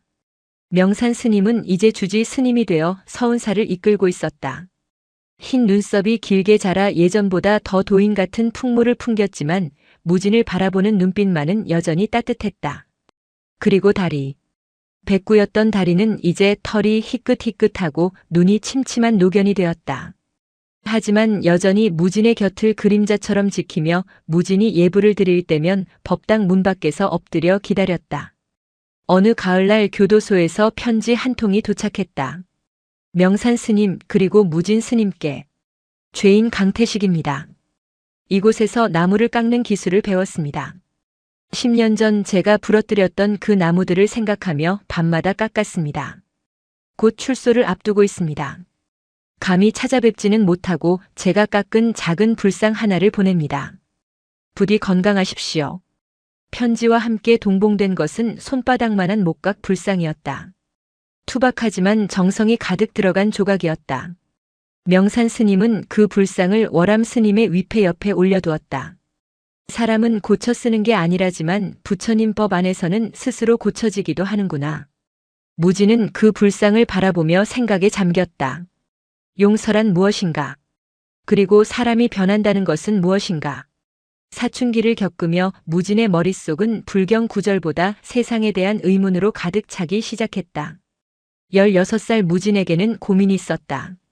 검정고시를 통해 중학교 과정을 마쳤고 이제 고등학교 과정 공부를 하고 있었지만 그의 마음은 책상 위에 있지 않았다. 가끔 읍내 도서관에 공부하러 내려갈 때면 또래 아이들을 마주쳤다. 교복을 입고 떡볶이를 먹으며 시끄럽게 떠드는 아이들. 최신 스마트폰을 들고 게임 이야기를 하는 아이들. 무지는 승복을 입은 자신이 그들 사이에 섞일 수 없는 이방인처럼 느껴졌다. 야, 쟤 봐. 그 산사태 났던 절에 사는 동자승이래. 와, 진짜 머리 깎았네? 춥지 않냐? 아이들의 수군거림이 들릴 때마다 무지는 모자를 푹 눌렀었다. 부끄러움이 아니었다. 그것은 호기심과 동경, 그리고 알 수 없는 소외감이 뒤섞인 감정이었다. 어느 날 무지는 명산 스님에게 조심스럽게 말을 꺼냈다. 큰 스님, 저는 언제까지 산에 있어야 합니까? 명산 스님은 묵묵히 차를 따랐다. 올 것이 왔다는 표정이었다. 나가고 싶으냐? 모르겠습니다. 세상 사람들이 어떻게 사는지 궁금합니다. 저는 제가 스님이 되고 싶어서 된 건지 아니면 그냥 절에 버려져서 스님으로 키워진 건지 그걸 모르겠습니다. 무진의 정체성에 대한 혼란이었다. 그는 자신의 부모가 누구인지, 왜 절에 맡겨졌는지 한 번도 제대로 들은 적이 없었다. 그저 업둥이라고만 알고 있을 뿐이었다. 명산 스님은 찻잔을 내려놓고 무진을 지그시 바라보았다. 무진아, 내가 이곳에 온 것은 버려진 것이 아니라 지켜진 것이다. 하지만 내 의심 또한 수행의 과정이다. 세상이 궁금하다면, 그리고 내 뿌리가 궁금하다면 이제 말해줄 때가 된 것 같구나. 명산 스님은 자리에서 일어나 벽장 깊숙한 곳에서 낡은 군용 인식표군 번줄 하나를 꺼냈다. 녹슨 인식표에는 김철진이라는 이름과 군번이 새겨져 있었다. 이것이 제 아버지의 것입니까? 무진이 떨리는 손으로 인식표를 받았다. 그렇다. 내 아비는 군인이었다. 아주 용맹하고 정의로운 군인이었지. 명산 스님은 16년 전에 그날 밤을 회상하듯 눈을 감았다. 눈보라가 몰아치던 밤이었다. 한 남자가 갓난 아이를 품에 안고 일주문 앞에 쓰러져 있었다. 온몸이 상처투성이었지. 그는 마지막 숨을 몰아쉬며 나에게 아이를 부탁했다. 이 아이만은 놈들의 손에 닿지 않게 해주십시오. 그것이 유언이었다. 놈들이라니요? 누가 아버지를? 자세한 건 나도 모른다. 다만 내 아비가 군 내부의 비리를 고발하려다 쫓기고 있었다는 것, 그리고 내 어미는 그 과정에서 이미 세상을 떠났다는 것만 짐작할 뿐이다. 내 아비는 너를 살리기 위해 목숨을 걸고 이 깊은 산속까지 도망쳐 온 것이다. 무진의 손이 부들부들 떨렸다. 자신을 버린 줄 알았던 부모가 사실은 자신을 지키기 위해 목숨을 바쳤다는 사실. 그리고 아버지가 군인이었다는 사실이 무진의 가슴을 뜨겁게 달구었다. 내 본명 무진. 다음이 없다는 뜻이지. 내 아비의 사랑이 그러했고 너를 살린 인연들이 그러했다. 이제 선택은 내 몫이다. 승려로서의 길을 갈 것이냐 아니면 내 아비의 핏줄을 이어받아 세상 속으로 나갈 것이냐. 명산 스님은 무진에게 강요하지 않았다. 무진은 인식표를 꽉 쥐었다.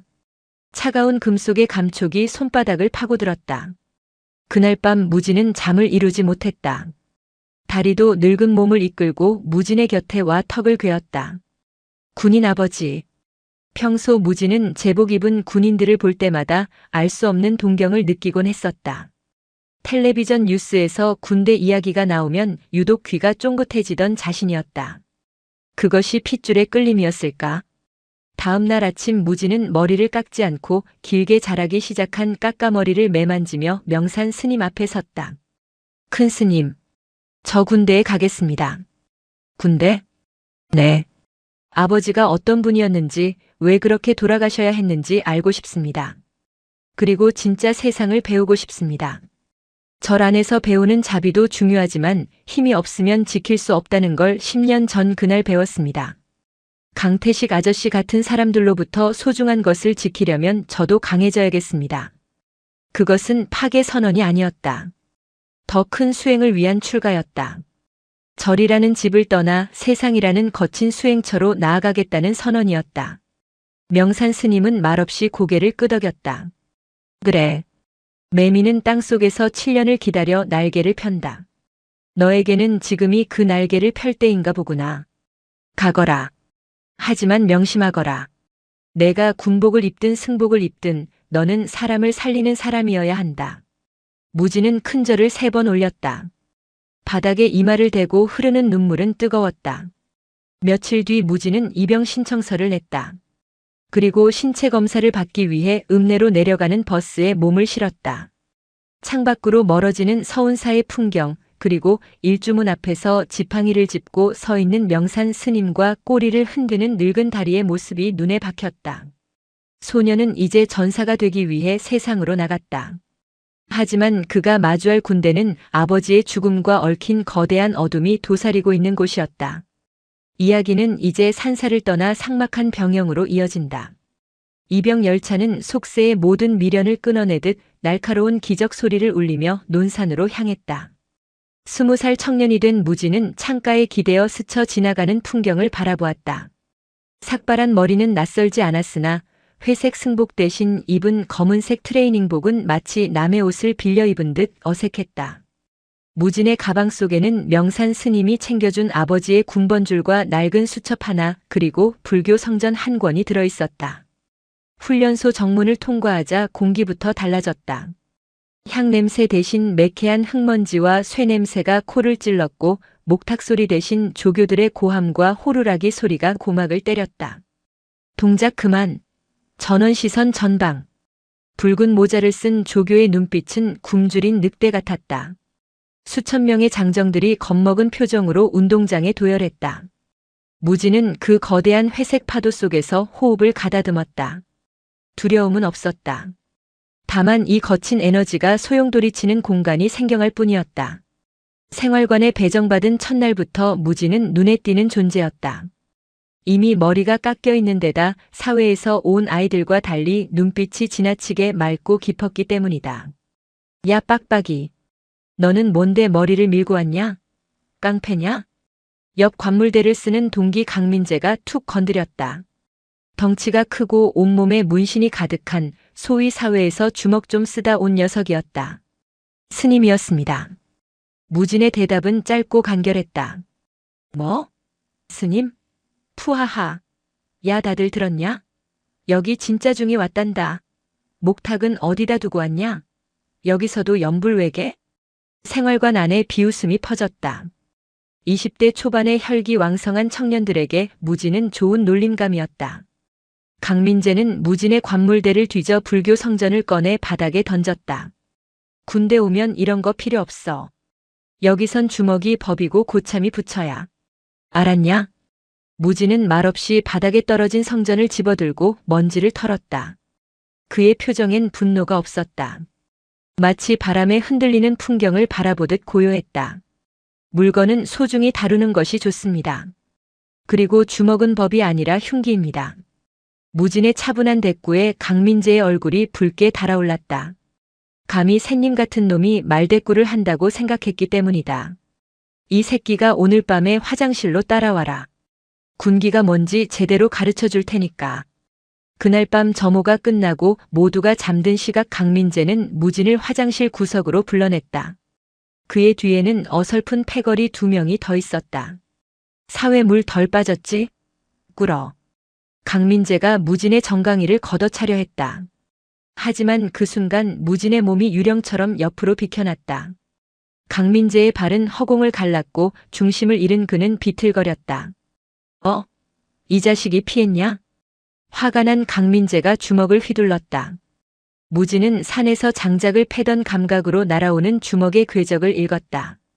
그는 강민재의 손목을 가볍게 낚아채고는 관절의 흐름을 따라 살짝 비틀었다. 으악! 강민재가 비명을 지르며 무릎을 꿇었다.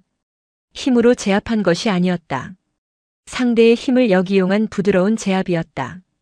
무진은 고통스러워하는 강민재의 눈을 똑바로 바라보았다. 사람을 때리는 주먹은 결국 자신을 향해 돌아옵니다. 아프지 않습니까? 너 뭐야? 무술했어? 나무를 좀 팼을 뿐입니다. 무진은 강민재의 손을 놓아주었다. 패거리들은 겁을 먹고 뒷걸음질 쳤다. 무진은 합장을 한 번 하고는 조용히 화장실을 나갔다. 그날 이후 강민재는 무진을 스님 형님이라 부르며 졸졸 따라다니기 시작했다. 소문은 빠르게 퍼졌다. 무술고수 스님이 들어왔다고. 하지만 무진은 그 소문조차 덧없는 바람이라 여기며 묵묵히 훈련에만 매진했다. 사격 훈련장. 무진은 처음으로 K-의 소총을 잡았다. 묵직한 쇠붙이의 감촉이 서늘했다. 살생을 금하는 계율을 평생 지켜온 그에게 살상 무기는 거부감의 대상이었다. 이것은 사람을 죽이는 도구인가 지키는 도구인가. 명산 스님의 말이 떠올랐다. 칼은 요리사가 잡으면 생명을 살리는 도구가 되고 강도가 잡으면 생명을 해치는 흉기가 된다. 무진은 호흡을 멈추고 가늠쇠 너머의 표적지를 응시했다. 표적지가 마치 자신의 번뇌처럼 보였다. 탕, 탕, 탕. 20발 중 20발 명중. 만발이었다. 탄착구는 500원짜리 동전 크기로 모여 있었다. 교관이 놀란 눈으로 표적지를 확인했다. 너 사격 배워봤나? 아닙니다. 처음입니다. 호흡이 기가 막히는군. 저격수감이야. 무진의 재능은 단지 사격뿐만이 아니었다. 산을 타는 각계 전투와 행군에서 그는 날다람쥐 같았다. 서운산의 험한 지형을 10년 넘게 오르내린 다리 근육과 장작 패기로 다져진 코어 힘은 특수부대원 못지않았다. 그는 완전 군장을 하고도 뒤처지는 동기 2명의 총까지 대신 들어주며 산을 올랐다. 무진아 아니 무진 훈련병. 힘들지 않냐? 수행할 때 짊어지던 업보에 비하면 가볍습니다. 갑시다. 땀방울이 턱을 타고 흘러내렸지만 무진의 호흡은 흐트러지지 않았다. 5주간의 기초 군사훈련이 끝날 무렵 무진은 훈련소 전체 수석으로 사단장 표창을 받았다. 하지만 그의 목표는 표창장이 아니었다. 그는 자대 배치를 앞두고 면담 시간에 중대장에게 손을 들었다. 질문 있습니다. 말해라. 가장 힘들고 위험한 곳, 그리고 20년 전 7사단 수색대대 기록을 열람할 수 있는 곳으로 가고 싶습니다. 중대장은 무진을 의아하게 쳐다보았다. 보통은 편한 보직을 원하기 마련인데 제 발로 사지로 들어가겠다는 훈련병은 처음이었다. 7사단 수색대대? 거긴 DMZ 비무장지대 매복 작전을 들어가는 최전방이다. 게다가 옛날 기록은 함부로 볼 수 없어. 이유가 뭐냐? 찾아야 할 사람이 있습니다. 중대장은 무진의 결연한 눈빛을 보고 잠시 침묵하더니 고개를 끄덕였다. 내 놈 눈빛이 예사롭지 않더니만. 좋다.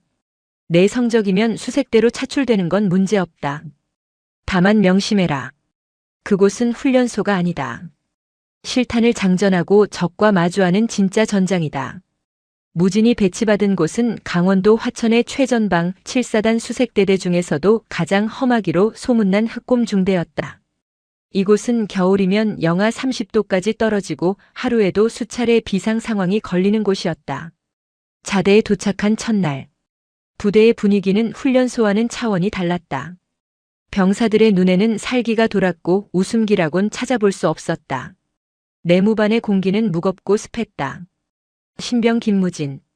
열심히 하겠습니다. 무진이 관등 성명을 대자 소파에 비스듬히 누워있던 병장 하나가 껌을 씹으며 그를 위아래로 훑어보았다. 그의 이름은 마석철. 중대의 실세이자 악명 높은 가혹행위의 주범이었다. 어이 신병. 너 스님이었다며? 그럼 여기서도 머리 깎아주냐? 아니면 연불 외면서 귀신 쫓냐? 마 병장의 조롱에 선임들이 낄낄거렸다. 무진은 시선을 정면으로 고정한 채 대답하지 않았다. 대답 안 해? 귀 먹었냐? 마 병장이 슬리퍼를 신은 발로 무진의 정강이를 툭툭 쳤다. 아닙니다.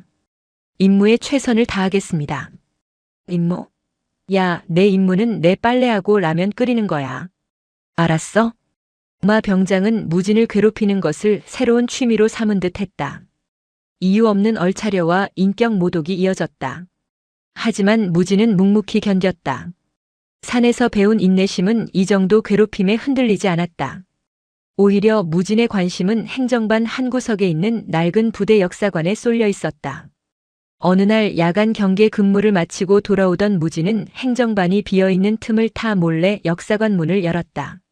먼지 쌓인 앨범들과 작전 기록들이 꽂혀 있었다. 무진은 20년 전, 즉 2005년의 기록을 미친 듯이 뒤졌다. 2005년 작전 일지. 무진의 손이 멈췄다. 11월 14일자 기록. 지피 전방 감시 초소 총기 오발 사고 발생. 중대장 김철진 대위 사망. 아군 5인 사격으로 인한 사고사로 종결. 사고사. 아버지의 죽음이 단 3글자로 정리되어 있었다. 하지만 무진은 알고 있었다. 명산 스님이 말해준 진실은 달랐다. 아버지는 군납 비리를 고발하려다 제거당한 것이었다. 거기서 뭐하냐? 등 뒤에서 서늘한 목소리가 들렸다. 무진이 화들짝 놀라 뒤를 돌아보니 행보관 상사이 서 있었다. 20년 넘게 이 부대에서 근무했다는 산신령이라 불리는 박 상사였다. 죄송합니다. 부대 역사가 궁금해서. 무진은 황급히 앨범을 덮었다. 박 상사는 의심스러운 눈초리로 무진에게 다가왔다. 그리고 무진이 보고 있던 앨범의 연도를 확인했다. 2005년. 박 상사의 미간이 꿈틀했다. 그는 무진의 얼굴을 뚫어지게 쳐다보았다. 너 낯이 익다. 이름이 김무진이라고 했나? 그렇습니다. 박 상사는 무진의 눈을 보며 묘한 표정을 지었다. 그 눈은 20년 전 자신이 모셨던 강직한 중대장 김철진 대위의 눈과 너무나 닮아 있었다. 김철진 대위를 아느냐? 박 상사의 입에서 아버지의 이름이 나왔다. 무진의 심장이 쿵쾅거렸다. 거짓말을 할 수 없었다. 아니, 진실을 알기 위해서는 이 사람의 도움이 필요할지도 몰랐다. 제 아버지입니다. 박 상사의 눈이 커졌다. 그는 재빨리 행정반 문을 잠그고 블라인드를 내렸다. 미쳤군. 여길 제 발로 찾아오다니. 내가 김대위님 아들이라고. 그날 밤 스님 한 분이 데려갔다는 그 핏덩이가 너란 말이냐? 아버지는 사고사가 아니지 않습니까? 누가 아버지를 죽였습니까? 무진이 박 상사의 팔을 붙잡고 물었다. 박 상사는 한숨을 내쉬며 담배를 꺼내 물었다. 손이 미세하게 떨리고 있었다. 건드리지 마라. 넌 감당 못한다. 그 일에 연루된 놈들은 지금 별장군을 달고 국방부에 앉아 있다. 내가 여기서 쑤시고 다니면 너도 죽고 나도 죽어. 상관없습니다. 저는 죽으러 온 게 아니라 진실을 밝히러 왔습니다. 알려주십시오. 그때 무슨 일이 있었는지. 박 상사는 침묵했다. 오랜 죄책감이 그를 짓누르는 듯 했다. 그는 20년 전 김철진 대위가 죽어가던 현장에 있었지만 상부의 협박에 못 이겨 입을 다물었던 비겁한 목격자였다. 최무성. 지금의 사단장이다. 그자가 당시 대대장이었다. 김 대위님이 군수물자 횡령 증거를 잡자 지피 순찰 도중 사고를 위장해. 박 상사는 말을 잇지 못했다. 사단장 최무성. 그는 현재 이 부대를 총괄하는 최고 지휘관이자 차기 참모총장으로 거론되는 실세 중의 실세였다. 적은 너무나 거대했다. 조심해라. 최무성 사단장은 다음 달에 우리 부대 시찰을 온다. 내가 김철진의 아들이라는 걸 알면 널 가만두지 않을 거다. 쥐도 새도 모르게 DMZ 지뢰밭에 묻힐 수도 있어. 박 상사의 경고는 현실적인 공포였다. 하지만 무진의 눈에서는 불꽃이 일었다. 드디어 찾았다. 아버지의 원수 그리고 대한민국 군대를 썩게 만드는 암적인 존재. 박 상사와의 대화 이후 무진은 더욱 신중해졌다. 감정을 드러내지 않고 평범한 병사처럼 행동했다. 하지만 그의 내면에서는 뜨거운 용암이 끓고 있었다. 그러던 중 내무반에서 사단이 났다. 마 병장이 신병인 정호를 구타하고 있었다. 정호는 몸이 약하고 소심해 늘 표적이 되는 아이였다. 야, 이 고문관 새끼야. 라면 물 하나 못 맞추냐? 너 일부러 그러지? 엿 먹으라고? 퍽, 퍽. 마 병장은 군홧발로 웅크린 정호의 배를 걷어찼다. 정호는 숨이 막혀 쇳소리를 냈다. 다른 선임들은 못 본 척 고개를 돌리거나 킥킥거렸다. 살려주세요. 죄송합니다. 죄송하면 군 생활 끝나냐?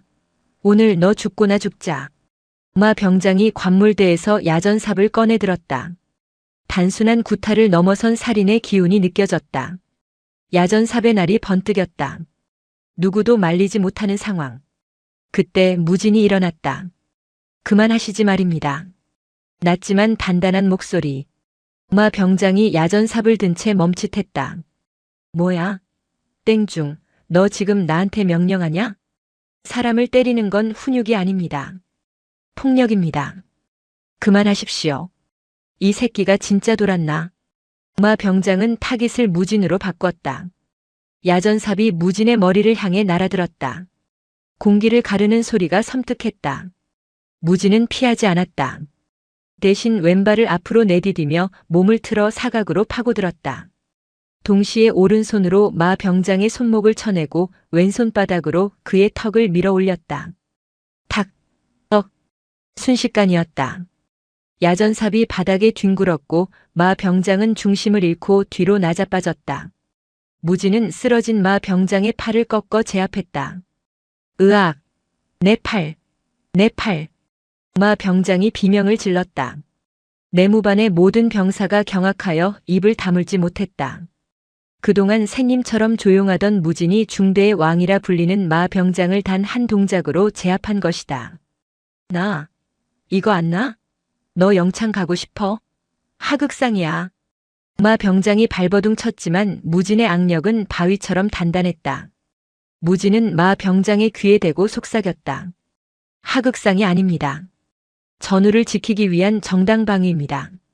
한 번만 더 약한 동기를 건드리면 그때는 팔이 아니라 당신의 군 생활을 부러뜨리겠습니다. 무진의 눈빛은 서늘했다.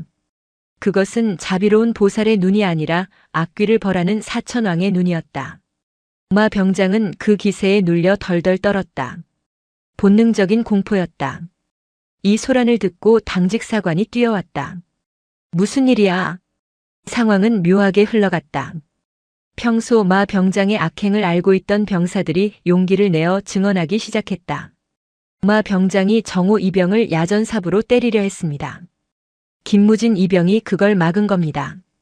진실의 힘은 강했다. 결국 마 병장은 헌병대로 인계되었고 무진은 영창 대신 포상 휴가를 받을 상황이 되었다. 하지만 무진은 휴가를 반납했다.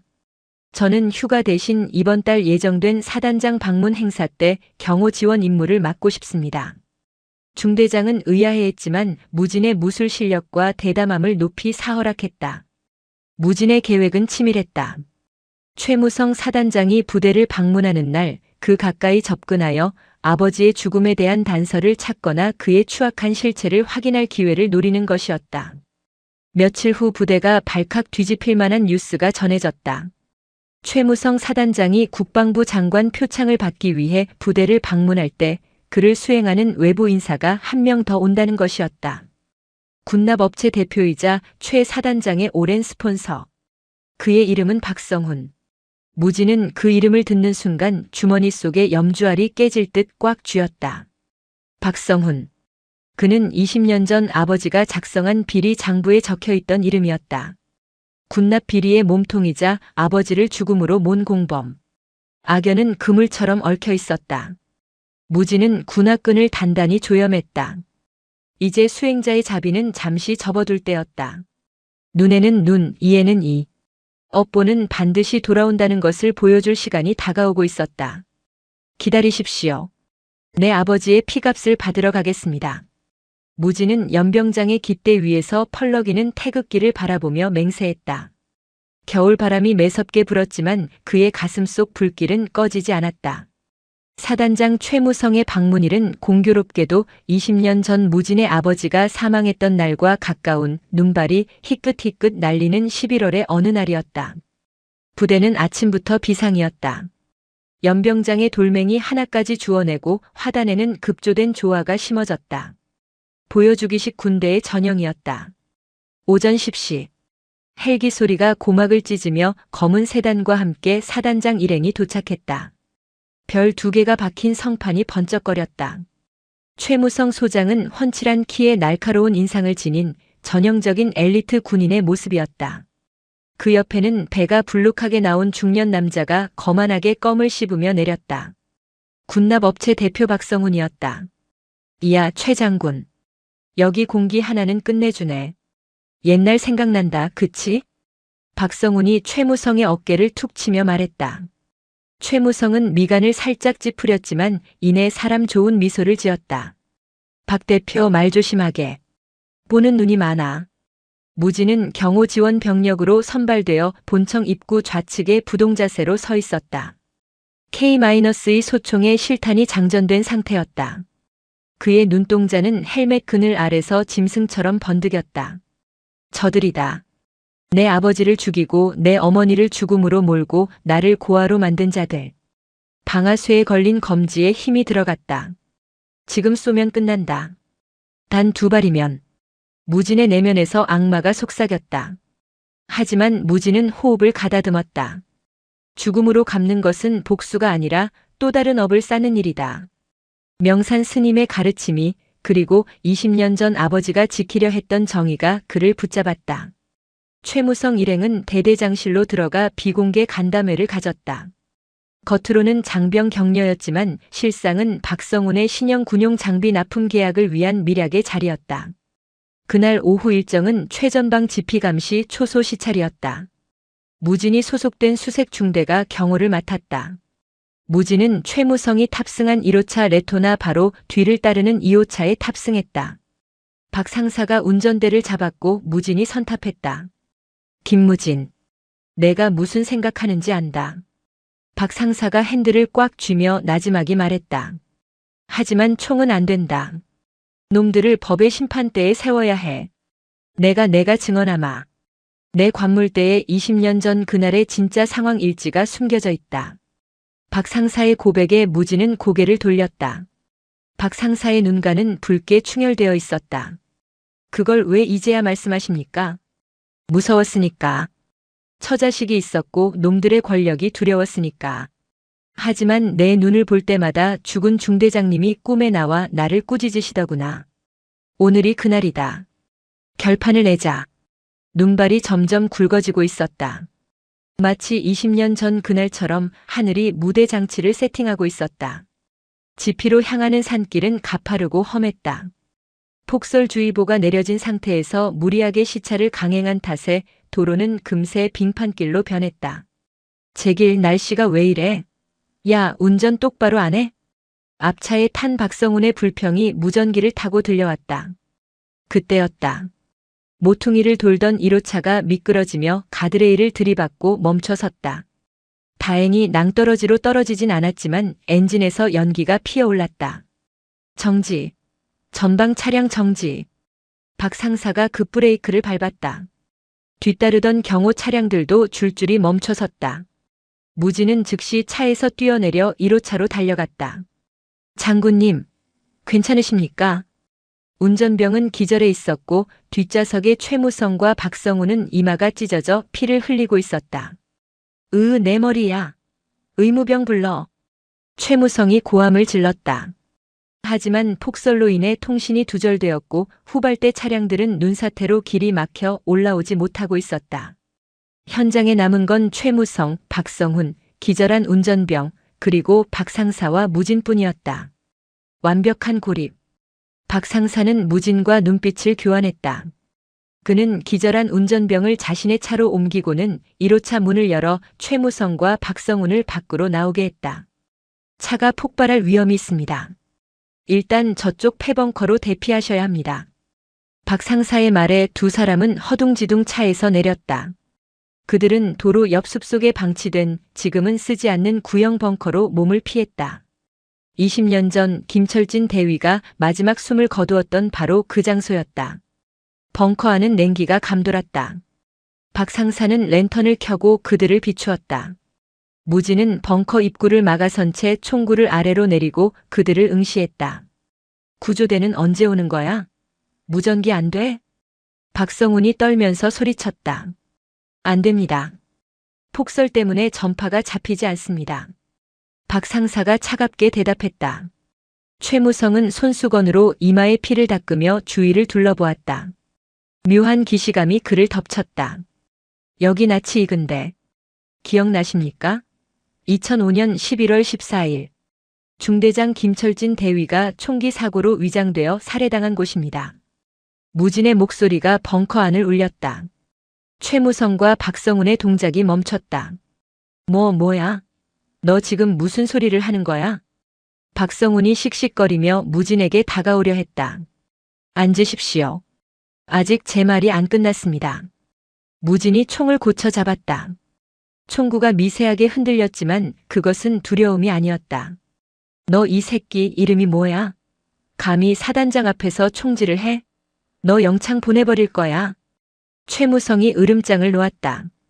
무진은 천천히 헬멧을 벗었다. 짧게 자란 머리 그리고 아버지와 똑 닮은 눈매가 드러났다. 제 이름은 김무진. 김철진 대위의 아들입니다. 순간 벙커 안의 공기가 얼어붙었다. 최무성의 눈동자가 흔들렸다. 20년 전 자신이 쏴 죽이라고 지시했던 그 부하의 얼굴이 눈앞의 병사에게서 겹쳐 보였다. 살아있었나? 그 핏덩이가? 제21장 업보의 그물. 어떻게 내가 여기. 박성훈이 뒷걸음질 치다 벽에 부딪혔다. 박 상사님, 녹음기 켜십시오. 무진의 말에 박 상사가 품에서 구형 녹음기를 꺼냈다. 그리고 자신의 상의 주머니에서 낡은 수첩 하나를 꺼내 펼쳤다. 최무성 소장님, 그리고 박성훈 대표님, 이게 뭔지 아십니까? 20년 전 김철진 대위님이 작성하셨던 이중장부 원본과 당시 작전 일지입니다. 제가 그날 밤 시신을 수습하면서 몰래 빼돌렸습니다. 최무성의 얼굴이 백지장처럼 하얗게 질렸다. 그 장부만 있으면 자신의 군 생활은 물론이고 인생 전체가 끝장나는 것이었다. 이 배신자 새끼가 박 상사, 내가 감히 나를 배신해? 배신은 당신이 먼저 했지. 국가를 배신하고 부하를 배신하고 전우를 죽였어. 나는 이제라도 군인으로 돌아가려는 것뿐이야. 박 상사의 일갈에 최무성은 입을 다물었다. 상황은 역전되었다. 무력은 무진이 쥐고 있었고 증거는 박 상사가 쥐고 있었다. 원하는 게 뭐야? 돈이야? 얼마면 돼? 10억? 20억? 다 줄게. 저거 태워버려. 박성훈이 비굴하게 빌기 시작했다. 무진은 싸늘하게 웃었다. 돈으로 해결될 거라 생각합니까? 당신들이 죽인 내 아버지의 목숨값이 고작 돈입니까? 무진은 벙커 구석에 놓인 낡은 무전기 앞으로 다가갔다. 비상용으로 설치된 유선망이었다. 폭설에도 유선은 살아있었다. 이 무전기는 사단 지휘통제실과 직통으로 연결됩니다. 지금부터 당신들의 입으로 직접 자백하십시오. 20년 전 무슨 짓을 했는지, 그리고 오늘 무슨 거래를 하려 했는지 전 부대원이 듣게 하십시오. 미쳤어. 절대 못해. 야, 쏴. 쏘라고. 차라리 날 죽여. 최무성이 발악하며 무진에게 달려들었다. 그는 무진의 총을 빼앗으려 했다. 하지만 무진은 방아쇠를 당기지 않았다. 대신 개머리판으로 최무성의 명치를 가격했다. 최무성이 바닥에 뒹굴었다. 별 2개가 진흙탕에 처박혔다. 죽이지 않습니다. 죽으면 너무 편하지 않습니까? 살아서 명예가 찢겨나가는 고통을 느끼십시오. 감옥이라는 좁은 방에서 평생 참회하십시오. 무진은 무전기 송수화기를 들고 스위치를 켰다. 알립니다. 여기는 흑곰 지피 인근 폐벙커. 현 시간부로 최무성 소장과 박성훈 대표의 군납 비리 및 살인 교사 혐의에 대한 자백 방송을 시작합니다. 지지직거리는 잡음 너머로 사단 지휘통제실의 당직 사령 목소리가 들려왔다. 수신 양호. 무슨 상황인가? 박 상사가 떨리는 목소리로 마이크를 잡았다. 나다. 행보관 박 상사다. 지금부터 내가 하는 말, 그리고 이 자들이 하는 말을 토시 하나 빼놓지 말고 녹음해라. 이건 명령이 아니라 죽은 김철진 대위의 유언이다. 결국 최무성과 박성훈은 무너졌다.